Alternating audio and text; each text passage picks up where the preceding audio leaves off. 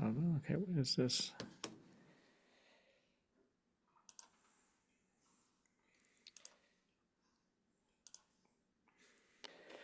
Okay, hi. I think we are live now. Welcome. My name is Colin Mustful, the founder and editor of History Through Fiction, and this is the History Through Fiction conference right for me? I'm here with Robin Henry, the managing editor and acquisitions editor at History Through Fiction. Robin, hi. Hi, happy to be here. Hi, everyone. This is a special live event to talk about the History Through Fiction conference. So if you don't know what it is, that's what we're going to be talking about today and giving people an opportunity to decide if it's worth their time and their investment and attending the conference. It is taking place this March 28th and 29th at um, the Wiley, it's always The hard to Wiley remember. Center, yes. It's a mouthful. The Wiley Center and Tupper Manor at Endicott College in Beverly, Massachusetts. That is a lot. Now, we are sold out for the in-person conference because it's a smaller venue where you were held limited to 75 people, but we have unlimited space available for the virtual conference because everything's going to be recorded. So that's what we're here to talk about today. And in addition to everything that we're doing at the in-person conference, we have an extra special day on next Wednesday, March 18th, called Prologue Day. And that's going to be 7 sessions throughout the day. And every single session, whether it's Prologue Day or at the conference, is related to historical fiction, writing and marketing and publishing. We have all kinds of experts coming. We have special guests like Fanula Austin is our keynote speaker. We have Sarah Penner, who's a New York Times bestselling author. She's going to be giving a speech and doing a session on social media and book marketing. We have Madeline Martin, New York Times bestselling author, and she's going to be doing a workshop. We have Addison Armstrong. She's written 2 historical fiction novels. And then we have the History Through Fiction authors. We have about 20 authors. About half of them will be involved in the conference in some way. So it's our opportunity to share all of this knowledge and experience with other writers about what we do and how we do it and what we've learned through those experiences, and not just from us, but from some people that have made it to the highest heights within historical fiction. Robin was really instrumental in choosing the venue and also helping us get agents. And so, Robin, why don't you talk a little bit about the value of a conference, how you chose this place, and just what's available there? Okay. Well, first of all, I love going to conferences. I love going in person, but I also think you can have a great time virtually. And one of the reasons I love conferences is because you get to learn new things, but you also get to be with your people. When you go to a conference, it's almost always other people who enjoy the same things you do in some way, or you have what this big thing in common. In this case, it'll be writing historical fiction, loving historical fiction. But the reason I was really excited about having the conference near Boston is because it is, of course, as everyone knows, the 250th anniversary of our country, of the Declaration of Independence. And so where better to go than somewhere near Boston for this year for a historical fiction conference and for all the great history that you can extend your trip if you were going in person, but even if you're not going in person, it's going to be an atmosphere, just a great place. And the manor is actually a historic site as well, so it's got some history there. And then the town of Beverly has a lot of historic sites, and so that's why I was really excited for us to go there. Yeah, the theme is a writing revolution. It's all about the power of writing and just how important that is. And 250 years later, what those words on paper, like the Declaration of Independence, do, and what we can do now today as historical fiction authors. Throughout this live event, we'll be bringing on some presenters, some panelists. They're going to be talking about what they're presenting at the conference. It's going to be real quick, 5-minute interviews. So our first guest today is Martez Finek, and so I'm going to bring her on. If you are watching live, go ahead and post a question in the chat if you have one, whether for me, for Robin, or for our guest. I'll do my best to get to those. Hi, Mar. How are you? Hi, I'm very well. How are you? Good. Thank you for joining us. This is My great. pleasure. I'm so happy to be here. So, Mar, why don't you just start out by saying who you are and why we've invited you to present at our conference? So my full name is Martez Fennec, but my friends call me Mar. And I am the author of a historical trilogy, the Siege of Malta trilogy. And Colin and I connected over your podcast a couple of years ago, and I spoke at length about my research process. And so I will be doing a presentation about immersive research at the conference, a virtual presentation. Yeah, so it's called Making Past Present Authentic Immersive Research. So, Mhm. talk about what that means, making the past into the present. So when I started writing this trilogy, which originally was only going to be one book, but research history, you start unpacking things, and suddenly you have a much bigger story. I found the genre is extremely daunting because as a historical fiction writer, you want to balance historical accuracy with compelling storytelling. You want to honor history, you want to honor real people, but you also want the reader to feel emotionally engaged, so not just buried in facts. And so immersing in research, allowing for your story to kind of become a lived in experience rather than just retelling of historical facts was such a tightrope to walk, and something I find extremely important because I want the reader to feel like they're in the story, like they're part of the story. And there's this misconception that fiction is the opposite of truth or the opposite of fact. But meanwhile, I find fiction can really shine a light on so many truths and so many lived experiences. So for me, that's what makes immersive research so important to a story. Yeah, I like what you said, calling it a lived-in experience. One thing that I really admire about historical fiction authors is that they not only do they have to know all the facts, all the historical details, but you really have to get into a time and a place that you didn't live and understand what kind of tools they use, what kind of clothes they wore. Can you talk a little bit about how valuable that is and how challenging it is just to get those little details right? Absolutely. And even things like anachronisms, right? Like using a word that didn't exist at the time or a concept that didn't exist. Sometimes I'd catch myself. And so there are wonderful resources out there to catch things like anachronisms. But in terms of like tools and clothing, of course, we can consult textbooks, and of course, we can consult Google and online resources. But I've found travel has been monumental in terms of going to a site, speaking to historians on site, visiting actual historical sites, going to museums, reaching out to people who are from that particular place and learning through story.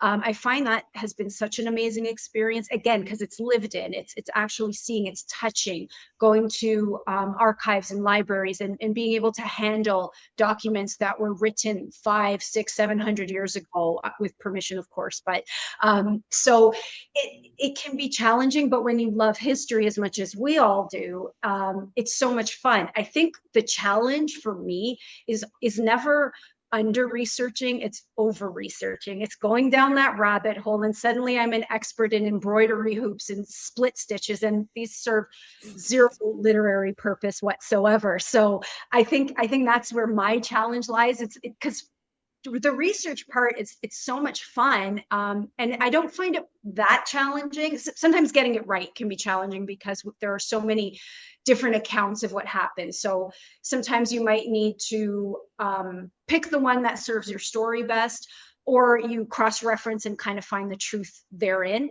But for me, it's always been like, this is interesting, and then what, and what, and then what, and then suddenly I'm 6 hours deep, and I can't even use anything Yeah. because it doesn't matter to my No, story. I think a lot of authors can relate, and it'll be nice when when you give this presentation and you're able to kind of talk about, well, what do you do to pull yourself away? Well, I hate to kick you off, but that's kind of the nature of this program today. So this is awesome. Thanks so much for joining us, and I can't wait to see you for the conference coming up. Thank you. Thank you so much. It's lovely to see you both. Take care now. Bye. Bye. All right, next we're going to bring in Laura Lehman. Robin, feel free to jump in anytime you have any thoughts, any questions you want to ask our guests. We do have a few people over on Substack Live, so if you're looking on the Zoom chat, there won't be anyone there. Okay, I thought it was going to be on the Zoom chat. Sorry. Hi, now we have Laura Lehman. She is going to be presenting on the mechanics of misbelief, how to hide big truths in plain sight, and also poetry and art as portals to the ever-present past. First of all, welcome, Laura. Thank you. It's lovely to be here. Appreciate the opportunity. Of course. Why don't you start by just saying how we connected? Sure. I was interested in the short story contest that you all promote, and I reached out to you with just to check in on it. I wasn't quite sure that my story fit the bill, and we had a great chat over email. And then I kind of got involved with the newsletter and all of the promotional stuff. And so when I saw the call for the conference, I reached out to visit with you on a Saturday morning during your office hours and pitched the ideas. And I just thought it was a very inspired conversation. It got me really excited about the conference. And so the first one, The Mechanics of Misbelief, is a presentation that I'll be doing on the prologue day. And then the paintings and poetry as portals to the ever-present past is more of an interactive workshop that I'll be presenting on site at the conference. Yeah, that's great. I'm so glad we could connect, and that just me shows too. the value of networking. So talk about both of these just and real briefly. We just have a couple minutes. So For sure, for sure. what can people learn in the mechanics of misbelief? So the mechanics of misbelief, I'm kind of combining two big ideas that I think are really useful for writers of any genre, but I think it's particularly useful for historical fiction. The idea of a misbelief, different people call it different things. I'm using Lisa Krone's sort of concept from Story Genius and Wired for Story. And misbelief is like a fundamental flaw in the way a character either sees or understands their world. And this misbelief leads them to make reasonable but poor choices. And it sort of escalates the conflict and is, the key to their change. The catalyst for their change is sort of kind of redressing this misbelief in a way. So I'm taking the idea of a misbelief from Lisa Krone and I'm combining it with what Chuck Palahniuk calls a burnt tongue, which is the sort of idiosyncratic choices of language that reveal character.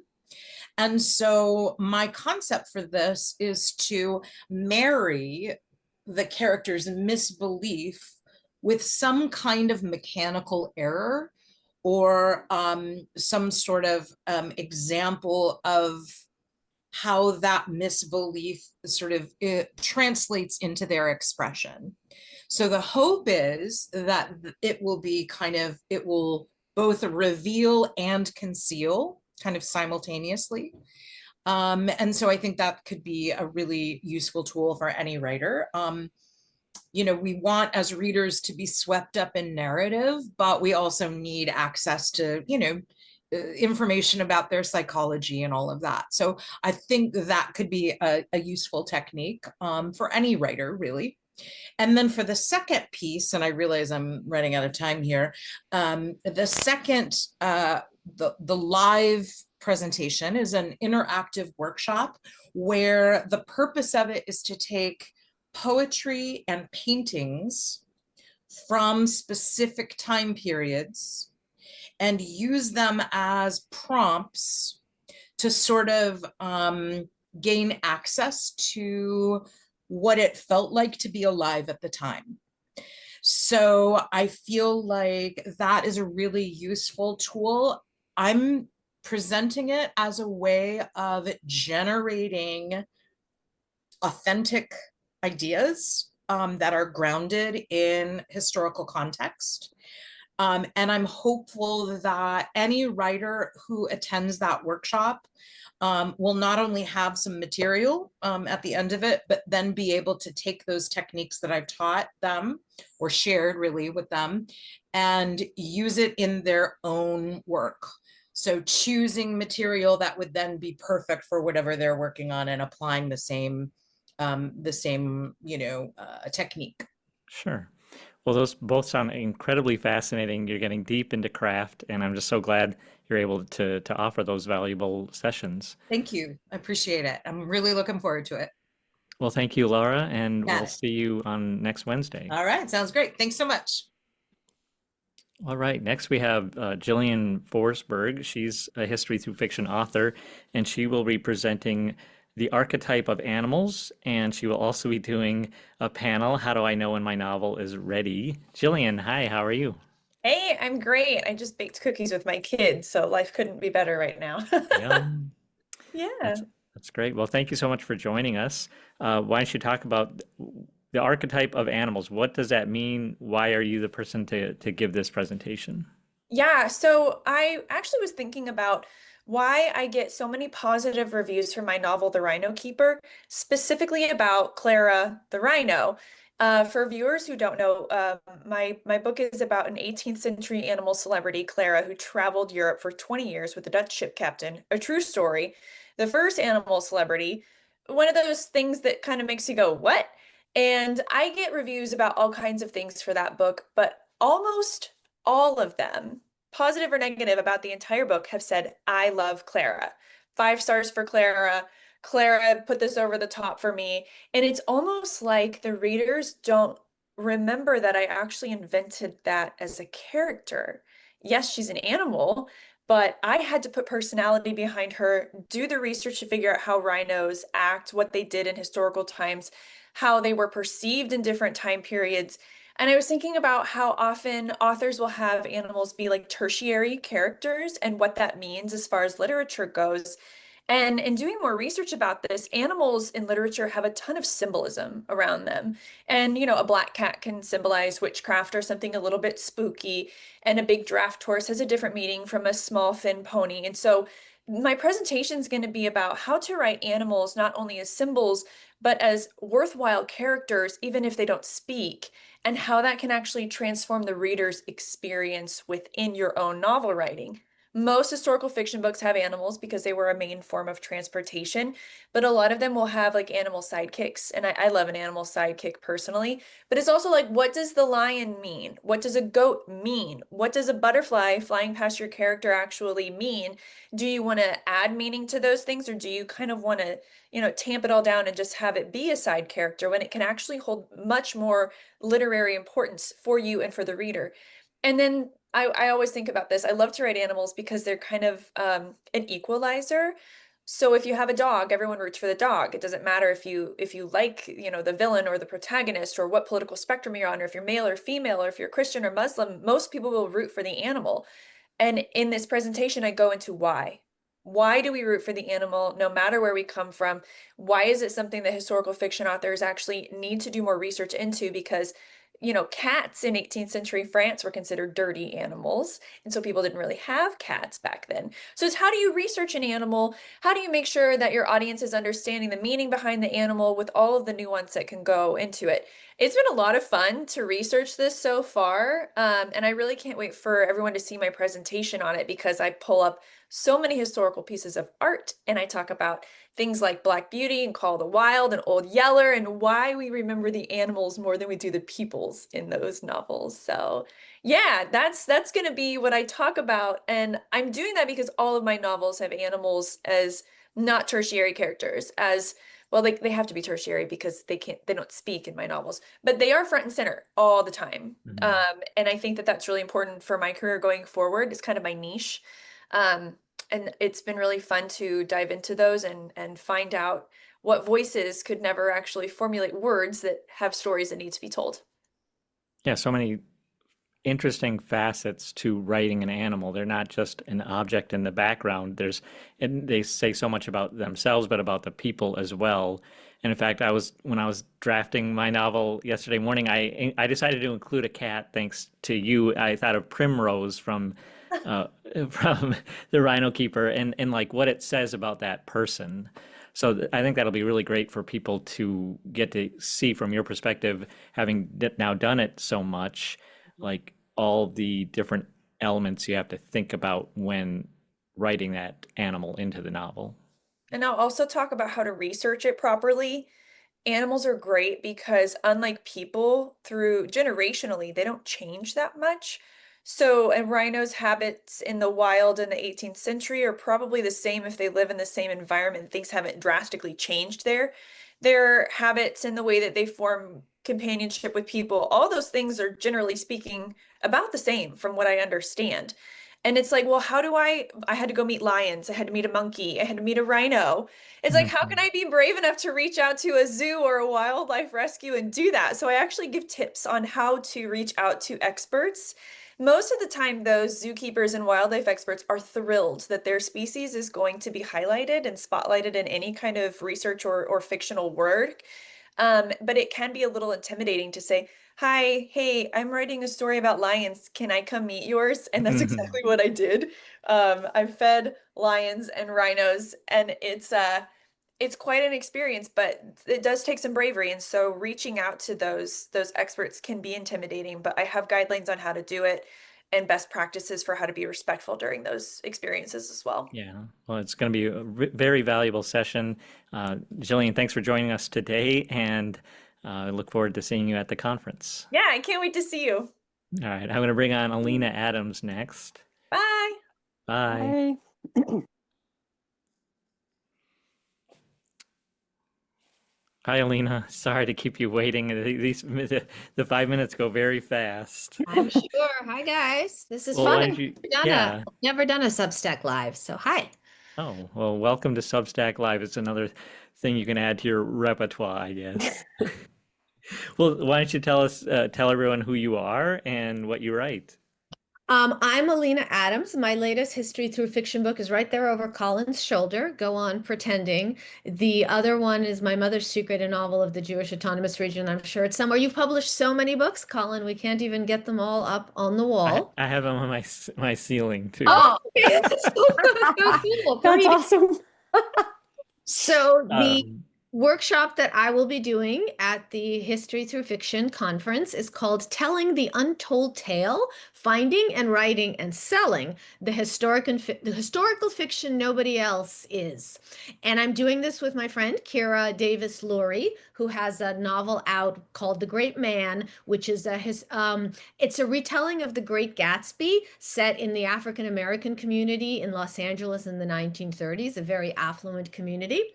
And what she and I are going to be talking about is the fact that there are some periods, some historical periods, that certainly get more attention when it comes to historical fiction than other ones. In fact, the very first historical fiction novel that I sold to HarperCollins back in, I think it was 2018, everything's before the pandemic and after the pandemic. So I have to think.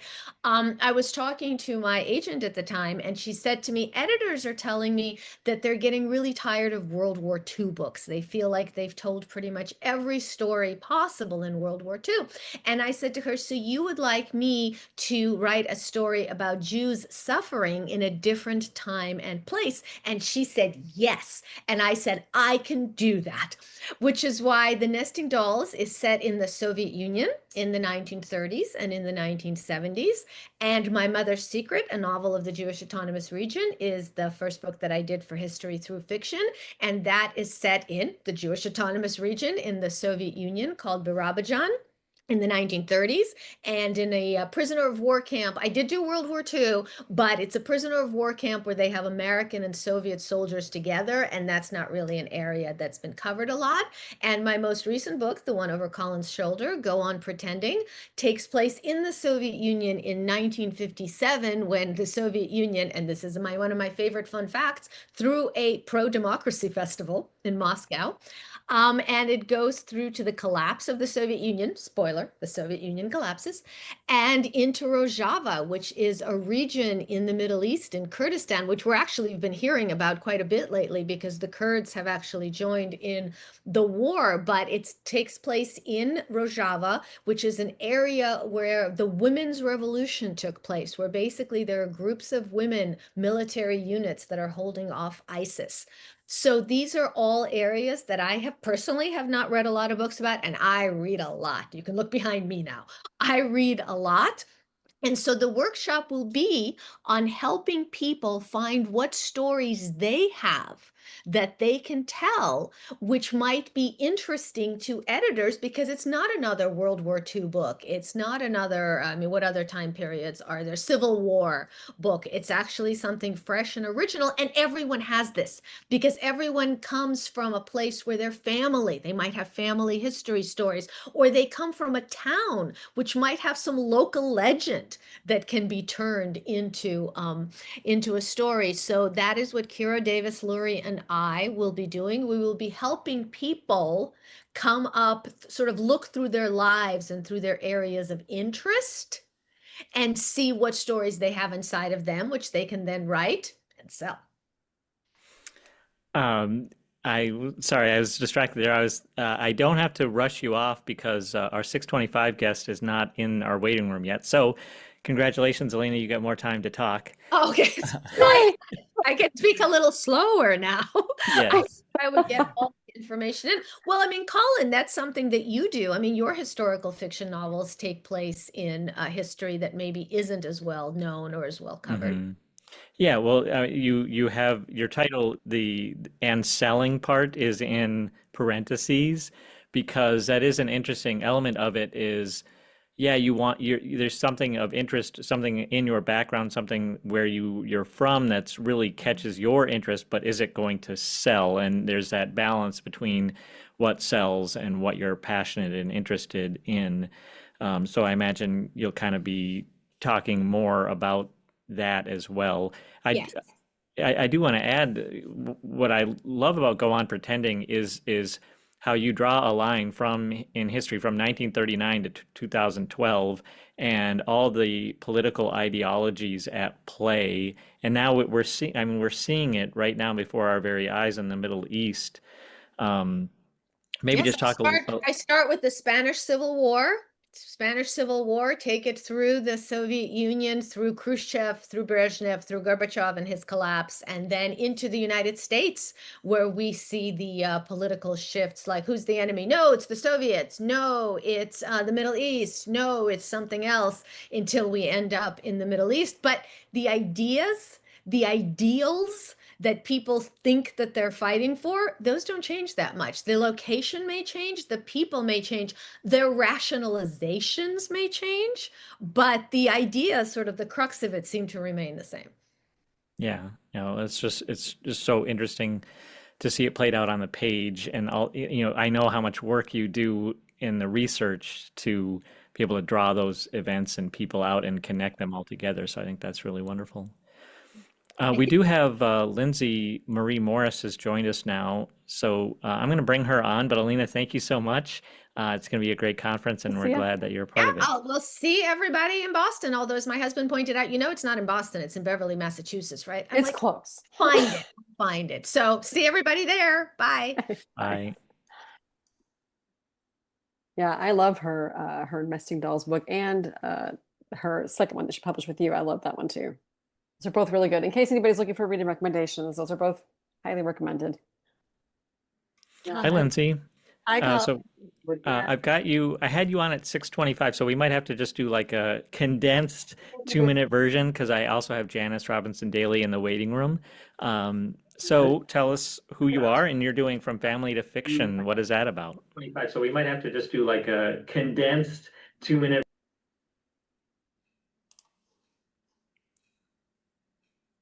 Sorry, I guess my voice was coming through twice there. I'll ask to unmute you. Let's see if that works. Okay. Yeah, there you are. Sorry, I guess my voice was coming through Yeah, I was twice. hearing that twice. I'll Yeah. ask to unmute you. Let's see if Okay. that works. Can you? Yeah, there you are. All right. My voice was coming through. Yeah, I was hearing that twice. I'll Yeah. ask to unmute you. Let's see if Okay. that works. Can you? Yeah.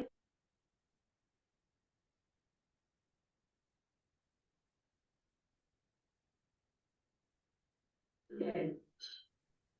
Can you? Yeah.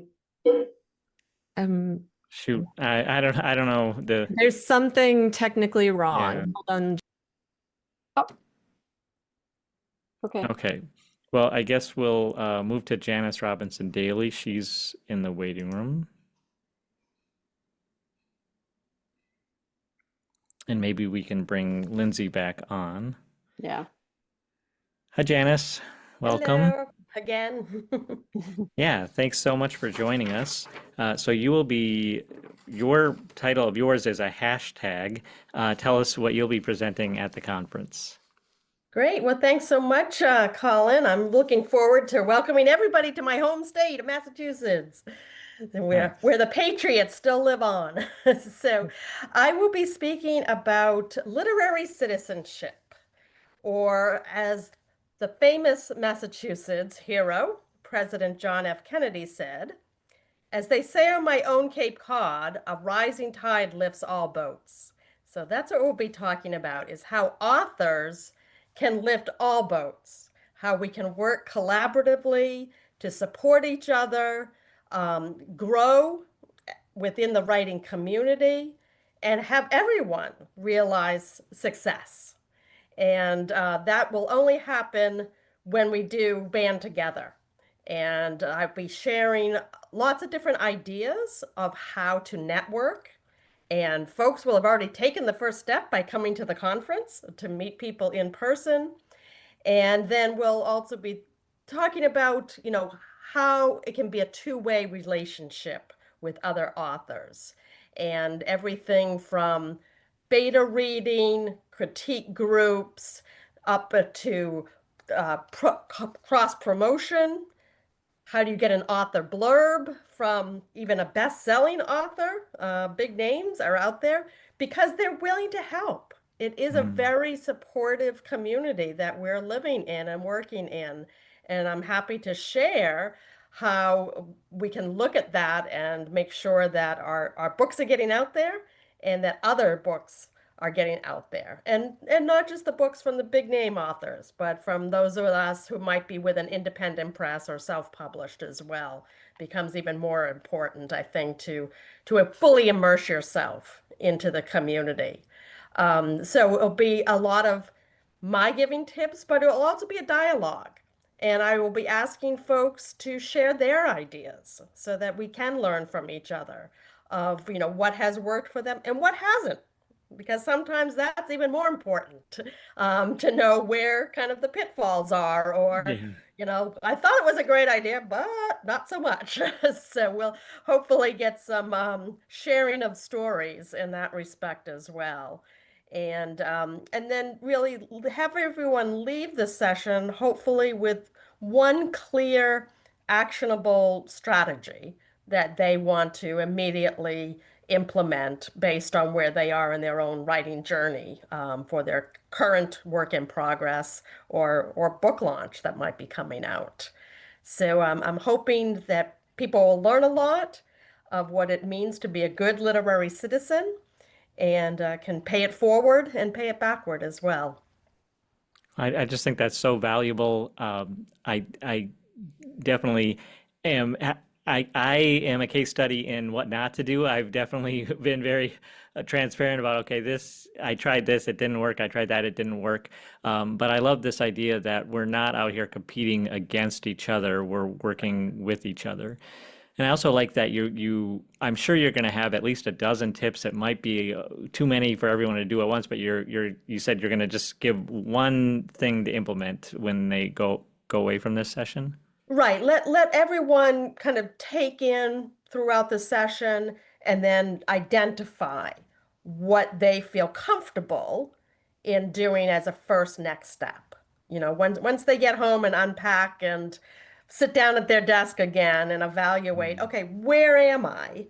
And where are my strengths so that I can help others, with the expectation and hope that they will return the favor in some manner. Yeah. Well, thank you, Janice. It's going to be wonderful, and I can't wait to see you at the conference. Great. I can't wait to meet you all in person too. Enough of these Zooms. Yeah. All right, I'm going to bring Lindsay back on. We'll see if that works. Julia, if you can hear me, Julia's in the waiting room. We'll see if we can get Lindsay on for a few minutes, and then we'll bring Julia on.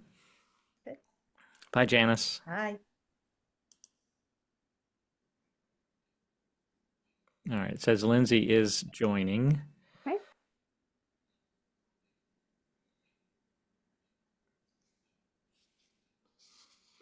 Yeah, I definitely find networking has been one of the most useful things, is just helping each other out in any Yeah. way. And there's a lot of talk about literary citizenship, and I think that's a great way to view it. You can write reviews for people, you can help in various different ways, and it's never going to be a bad thing. Yeah. Lindsay, can you hear us? I can hear you. Okay. I Well, can't that's see good. myself on the screen, but yeah. Well, welcome. Sorry that we were having some technical difficulties there. Why don't you tell us what you'll be presenting at the conference? Sure, sure. I am presenting my signature workshop From Family to Fiction, and it is about unearthing historical narratives based on your family story. So I personally have used this in my writing. My debut novel, The Last Letter from Sicily, was actually inspired by my grandparents' story. And I found that as I was researching their story, I found a lot of gaps in what I knew about what had happened in their story of being separated for 8 years during World War II, when she had come to the United States and he had stayed behind in Italy. And then when the war started, they were separated because he was in the Italian army. So I had always heard that they were exchanging letters, and it drove. But then when I learned that that wouldn't have been possible, it led me down the path of researching the history around that time period and using that to fill in the gaps. And so I think as historical novelists, that is an option for us to draw from our own family history. Well, I definitely think there are a lot of authors out there that are doing that. It's one thing to have that family history and to be very interested in what happened. It's quite another to turn it into a historical narrative. So are you going to be kind of covering that craft element of kind of pulling back from your direct connection and making it into a compelling narrative for readers? Exactly. So it is taking everyone through the steps that I take through crafting a character dossier to utilizing a technique that I call the scaffolding method, and using that to build your narrative.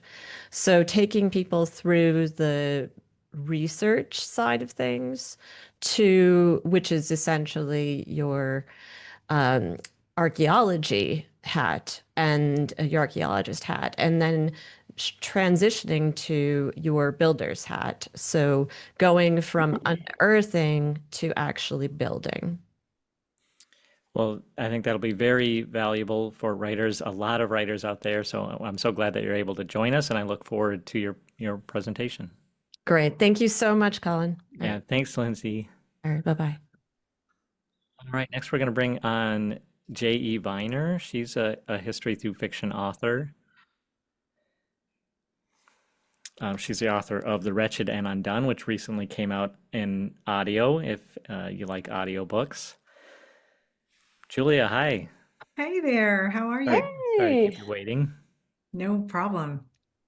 So, yeah, why don't you start out by just introducing yourself and tell us what you'll be contributing at the conference? Yeah, wonderful. Well, I'm J.E. Viner, otherwise known as Julia, and I have just released, although it's really not just, I released my debut novel almost a year ago this month, The Wretched and Undone, which is a Southern Gothic saga that's based on both on historical record of the time in the hill country of Texas, but also some family stories are woven into it. And so I'm thrilled to have been invited to participate in the conference as a presenter, leading a lunchtime roundtable on Saturday, the 28th.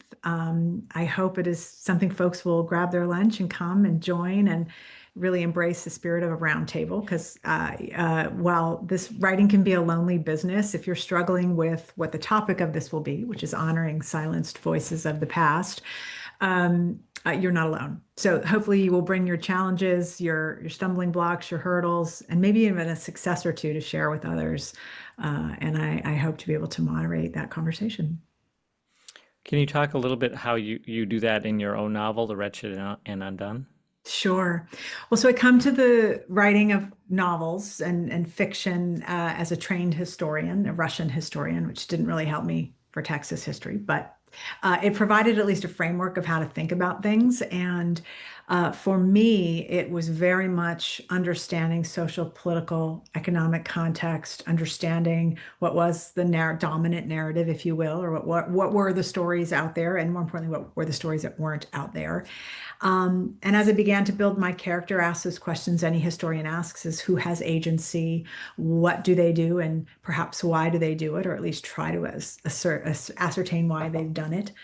And so really thinking about it in that sort of pedagogical way, all the way through to the sights, the smells, the sounds, those things that really add texture to your novel and texture to what is between the lines of what you write, and certainly between the lines of history. So I think it's everything from that sort of pedagogical through to the tactical and kind of resources I've used in my own work, be it oral histories, memoir, literature, which was quite popular in the 1860s, which is the time frame when this was written. Local newspapers, other kinds of archival research that can be done, everything from the music of the times to what was the phrase yippee actually used in 1860? How do you think about everything from those sort of broad strokes through to the very specifics of dialogue? Is kind of how I have used my training and my thinking, and happy to share some of the resources I've used in hoping to figure that out. That's awesome. Well, it's just Yep. another very valuable topic and very important, and trying to fill in those gaps and bring those voices forward.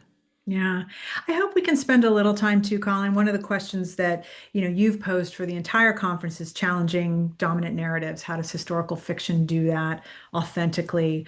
And I hope we can push a little bit on that. So many of us who write about morally ambiguous or perhaps troubling times in our history, and I write about the Civil War. Wasn't a pretty time for the United States.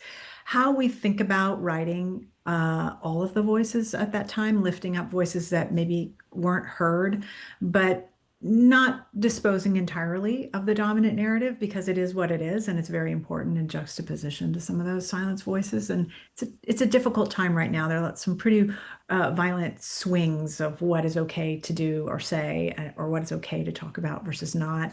And I hope to share a little bit of my experience in tackling that in my own work.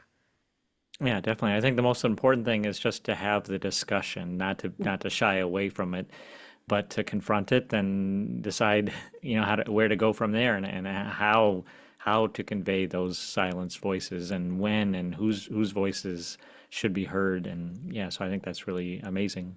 Yeah. Well, and I think about something both you and Robin have said over the course of my journey of publishing this first book is that not every story has to be about everyone, and not every story has to be for everyone. And so, how do you balance that and stay true to your authentic author self and the story that you're there to write, and not get distracted by the white noise of trying to be everything to everyone? Because it's just impossible. So, Yeah. Well, thank you, Julia. It's going to be wonderful to see you again in person here soon. And we're really glad that you can be a part of the History Through Fiction Conference. oh, honored to be there. Thanks so much. Yeah. Bye. Bye. All right. Well, that was, I mean, I do have one more guest on my list, but I don't see anyone in the waiting room. So Robin and I can just wrap things up here in a few minutes. So that was just a tiny, tiny, tiny portion of all the amazing, talented, intelligent people that are going to be at the conference. I think in total we have 27 different sessions. And not only are they going to bring their experience and knowledge, but they're going to bring real, tangible, implementable advice for, I mean, it's an MFA almost wrapped up into one weekend. You're not quite, but there's just so much valuable knowledge there. Well, and I think that's really one of the best things about a conference, whether you go in person or whether you go online, you just have the opportunity to learn so much. It doesn't matter what conference I go to, I always learn something. I always come away with something new. And so that's the best, that's one of the best things about it. That and the networking is great, but I love learning new stuff and finding out how people approach problems, because sometimes if you're stuck, seeing a different perspective can really, really help. Yeah. Well, the networking too is part of it, whether it's in person or virtual. Obviously, in person, it's easier to make those long-lasting connections, but we do have some spaces for people to connect online. We have a conference directory where you can look through who other people are, what they're working on, what their social media accounts are, their website, their email. And that's a great way to find out who else is doing some of the things that you're doing. We have a Facebook group for everyone who's attending. We can communicate with each other there. During the Zoom sessions, maybe you'll find some other people that are interested in the same topics that you are, and you can chat and meet and connect with them there. So a lot of great opportunities for people to connect and network and build on those networks. And that is just so valuable. It's the whole reason we're able to have a conference, because I've been doing a podcast and doing all these things and showing up within the historical fiction community. And just like Janice was saying, well, so then when I reached out to someone like a Sarah Penner, they're like, "Oh, yep, I'll be there. When do you need me?" And so that goes a long way, just making Yeah. those connections. Yeah, well, and you can start by doing, I mean, I'm sure we're going to learn more when we hear the session, but you can start by just finding out who's there and maybe going and looking up their books and, finding out more about them. Maybe you can follow them. Maybe you can, engage in a positive ways with the community. And it's uplifting, it's encouraging, but also I think it can be inspirational, because I know that I work with writers sometimes and it's always hard when you're in the middle of a book, right? It's exciting at the beginning, and when you get close to the end, it's really exciting, but that middle is the hardest part. But if you can be around other people who are doing the same work, it is very inspirational, and I think it can help you kind of keep going if Yeah. if you want, if that's something that you need. Well, this whole live Substack Live is a pitch for the conference. I'm not going to beat around the bush that way. But I mean, you can see there's so much valuable information that we're offering, that these authors are offering. So if you are interested in attending the conference virtually, because we're sold out in person, go to historythroughfiction.com. The conference is on the main menu, and you can see the conference agenda, see the schedule and everything else that's involved there, and then you can click on the register now button, and virtual attendance is $179, but you get 27 sessions, that including the 7 sessions on March 18th. So if you're thinking about doing it, I would do it soon, because we do start a week from today. And we'd love to have you. We'd love to connect with you. We'd love to share all this really great insight about historical fiction. And if you have any other questions, you can reach out to me at editor@historythroughfiction.com. You can reach out to Robin@historythroughfiction.com. We're always available and looking to connect with more writers and more readers of historical fiction. Yep. Robin, any final thoughts? I can't think of anything. I just, hope if you're interested, it's something for you. We hope we'll see you there Great. virtually. Well, I want to thank all of our guests for coming on. This was kind of an experiment. It was pretty fun. It did go It really was fun. quick.